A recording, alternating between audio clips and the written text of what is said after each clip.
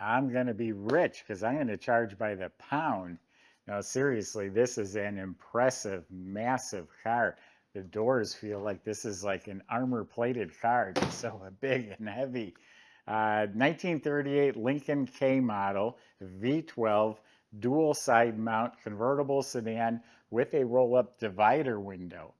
They made three of these cars. That's it. They made three of these. It's a very rare, special car. Go to volocars.com. That's where you find price tags on all 200 of the classic cars we have for sale. And each one is a monthly finance option, including this one. But for right now, join me. Let's go for a spin. Yeah, boy, look at the hood ornament, chest high. Unbelievable. The grille is massive.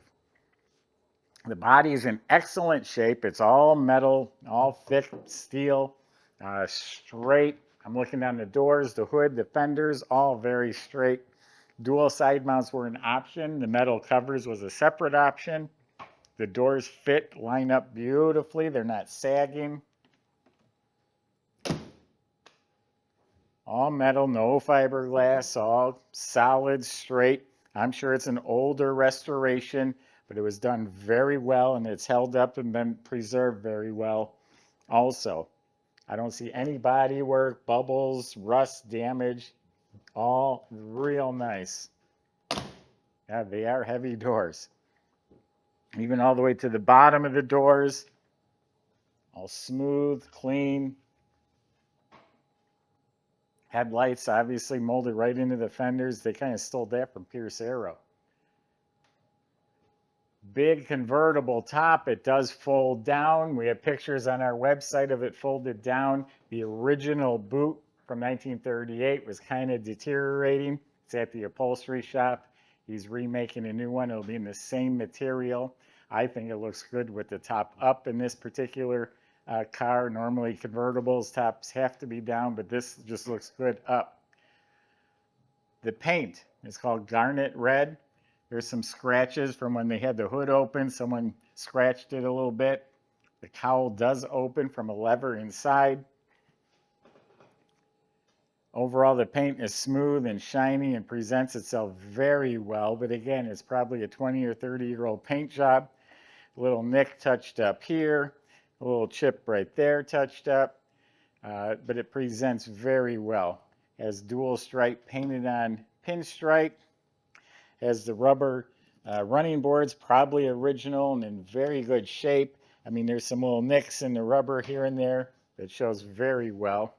All the glass is in really nice shape. Stainless steel door handles. Here's some scratches right there in the fender. All this stuff is stuff you have to look at when you're looking at the car as a whole. You don't see it. These brackets swing out. I assume that's for an additional trunk to be mounted to the back. I don't think the trunk, yeah, that's not closed. Dual tail lights. The piping between the fenders is in real nice shape. Big steel rims, that's the way these came. White wall tires were another option, as the Lincoln V12 hubcaps, they're originals. This has an optional radio, which is rare for 38, and here's the factory antenna. Original mirror. Chrome base for the wipers is in real nice shape. Fog lamps, another option. The grill, the Greyhound, all that looks great. Bumpers are re-chromed. So just a big, beautiful, massive car. Let's open it up, tell you more about the inside. All right, gonna show you inside the trunk here. You know, this is just a very nice original car that's had restoration done to it. And what I mean by that, like, well, underneath here is all original. It's got a pretty cool style latch mechanism, button for a light, I guess. That's original carpet. The walls are original carpet under the mat. They did put a new mat in here, but otherwise this is an all original trunk compartment. Considering it's from 1938, I think it's in very good shape.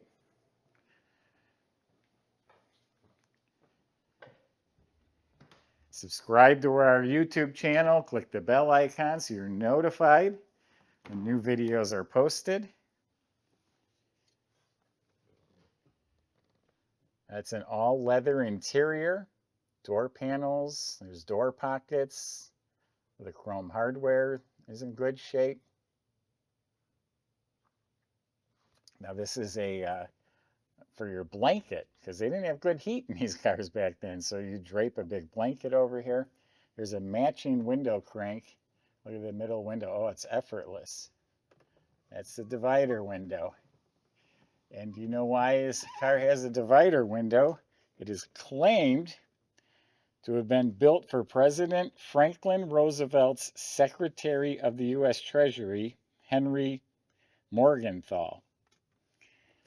Now it's got a couple awards from, I think this car was over in Salt Lake City for quite a while, for decades. 1982, it won an award. So it's an older restoration, but in excellent shape. Now I'm going to climb in here. The car is so comfortable. I sat in here a little bit ago.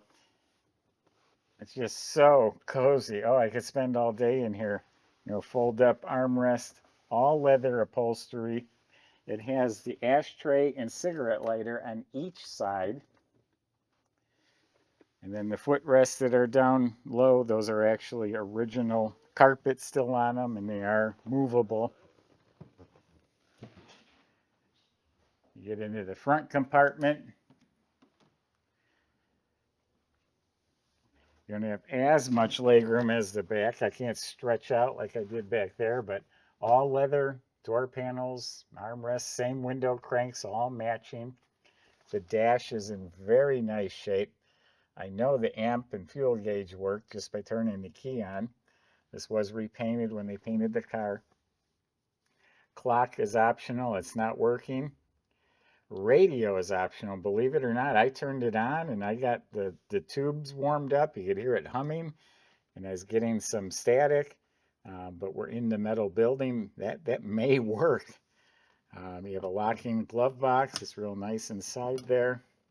Chrome ribs. All this looks very nice. All the knobs, everything. Carpet has been replaced. Big chrome handle and the 3-speed shifter. The chrome steering column with the lockout, all in really nice shape. All leather seats. It's old leather, but it's soft. It's supple. So yeah, very nice interior. Now the engine is a V12 engine, known to run smooth as can be. They say you can balance a nickel on its edge. Let me get out my specs here. It is a V12 making 150 horsepower, which was pretty significant back then, 414 cubic inches. It's been rebuilt by a shop in Santa Fe. The name of the shop is EGGE, of its Eggy Machine. They were established in 1915, and they specialize in vintage engine parts and rebuilding. That's who built the engine. All new pistons, new valves. The block was line honed. Heads were rebuilt. Crankshaft was rebuilt. And it runs very smooth. I don't know if you can see the number on the engine is actually the same serial number as the car, so it does have the original engine. And I also see it stamped further back there. Oh, it's a different number. Firewall's real nice. Look how the distributor is hidden behind that box. There's the Lincoln serial number tag on the firewall. Probably come over here to this side. Looks a lot like the other side. You have a matching horn. This big starter down there. Fuel pump. Well, Michael's actually going to take you for a drive. I bet he's never been in anything even remotely like this. We'll see you in a few minutes. Well, chauffeur. Oh, yes, boss. Take me to my private test track, please. Right away, sir.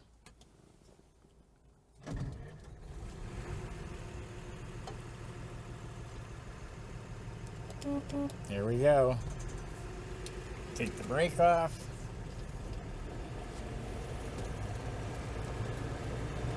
This is similar to driving a big armor-plated car. It's just so massive. Closing the doors, you know you're just driving a lot of weight. You can just feel it. It's a good feeling. I like it. Now we're going to stay right on our own private test track here, and car fires right up, especially when it's cold. I hopped in it to bring it out here and just hit the key and it started. Shifts through the gears nicely. The clutch feels good. The brakes are excellent. Keep in mind, it is a 1938 Lincoln, not your new Lincoln. No clutch chatter. You need a football field to turn around in. Right in a second. Now if you own it, you downshift into first. There are no synchronized gears in first gear, so anytime you put it in first, you have to stop completely. That's just the way they are.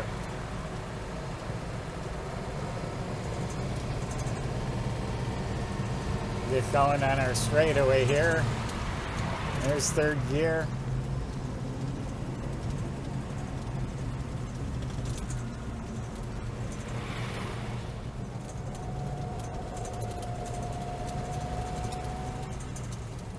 Yeah, brakes work really well, actually.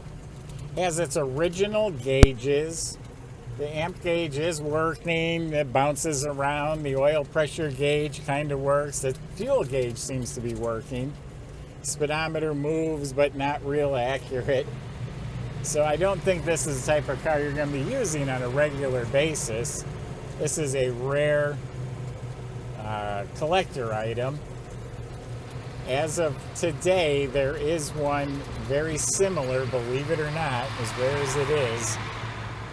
And they're asking exactly $100,000 more than we are asking for a car that I don't think is any better. It's arguable. Ours is better because ours has the divider window. My point is, I'm not knocking the other car, but my point is we got this from an elderly man. We bought it at a real fair price, and we are passing it along at a really fair price. You can see it runs, it drives. It is a full classic, which entitles you to take it on the Classic Car Club of America caravans. I did have this car up to 60 miles an hour, but if you're going to do that, you might want to get it in a shop and just service the car. You can see it operates and it functions. But if you're going to get out and start putting 100 miles on it out on the highway, yeah, then I suggest you have it gone over. Now, the engine was rebuilt by a professional shop, a complete rebuild, but this restoration is probably going back 30 or 40 years. Probably no miles on it. Yeah, the brakes work really good. Original radio even kind of works. It's a tube radio. When the tubes come on, it makes sound, but I didn't get any stations to come in. So there you have it. Now back to the studio. So underneath, the car is very original, very well preserved. The floor pans look to be the originals with no rust or patches. The frame is actually smooth. It's not pitted. It's been maintained as needed. I found auction history. They made 400, I think, and 16 of the K models all together that year. 3 of them were the LeBaron bodied convertible with the divider window, and auction results makes this one look like a steal. Similar car recently sold for about $450,000 in the last year. Not even a fraction of that. And don't worry, I'm not going to charge you by the pound. Now, I don't know if I mentioned earlier, people use the term, oh, it's a classic. No, classics are determined by the Classic Car Club of America. This is a genuine classic. I think the cutoff was somewhere in the late 40s. There was just a handful of classics. Nothing past that is. They do have events and caravans that you can participate with this car. So it is a genuine classic car, one of 3 made, big, massive, impressive piece of machinery here. Go to volocars.com. The salesman will help answer questions like how to get this delivered to your garage, which you better measure, by the way, and how to get it financed if you need that. Thanks for watching.